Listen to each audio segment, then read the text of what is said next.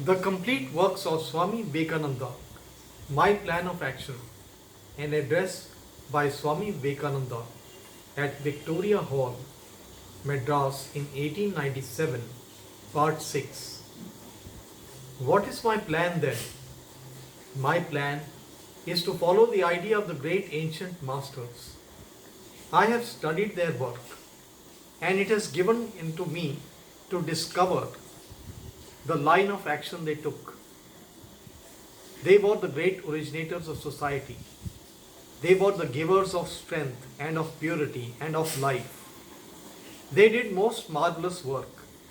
We have to do most marvelous work also. Circumstances have become a little different, and in consequence, the lines of action have to be changed a little, and that is all. I see that each nation, like each individual, has one theme in this life, which is its center, the principal note around which every other note comes to form harmony. In one nation, political power is its vitality, as in England, artistic life in another, and so on. In India, religious life forms the center, the keynote of the whole music of national life. And if any nation attempts to throw off its national vitality, the direction which has become its own, through the transmission of centuries, that nation dies if it succeeds in the attempt. And therefore, if you succeed in the attempt to throw off your religion and take up either politics or society or any other things as your center, as the vitality of your national life, the result will be that you will become extinct. To prevent this, you must make all and everything work through that vitality of your religion. Let all your nerves vibrate through the backbone of your religion. I have seen that I cannot preach even religion to Americans without showing them its practical effect on social life. I could not preach religion in England without showing the wonderful political changes that Vedanta would bring. So in India, social reform has to be preached by showing how much more spiritual a life the new system will bring. And politics has to be preached by showing how much it will improve the one thing that the nation wants. It's its spirituality. Every man has to make his own choice, so has every nation. We made our choice ages ago and we must abide by it. And after all, it is not such a bad choice. Is it such a bad choice in this world to think not of matter but of spirit, not of man but of God?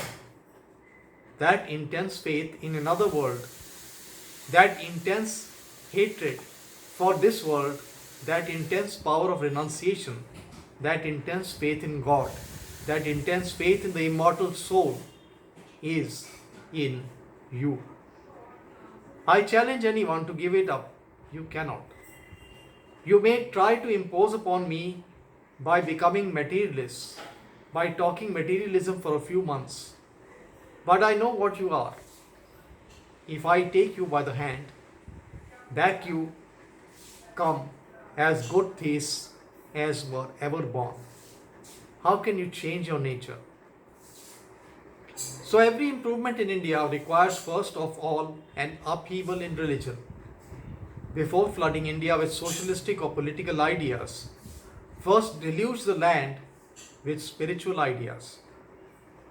The first work that demands our attention is that most wonderful truths confined in our Upanishads, in our scriptures, in our Puranas, must be brought out from the books, brought out from the monasteries, brought out from the forests, brought out from the possession of the selected bodies of people, and scattered broadcast all over the land, so that these truths may run like fire all over the country, from north to south, and from east to west, from the Himalayas to Cameroon, from Sindh to Brahmaputra. Everyone must know them all, because it is said, This has first to be heard, then thought upon, and then meditated upon.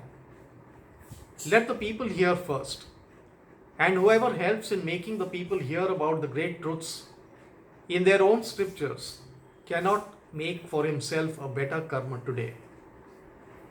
Says our Vyasa, in the Kali Yuga there is one karma left. Sacrifices and tremendous tapasyas are of no avail now. Of karma one remains, and that is the karma of giving.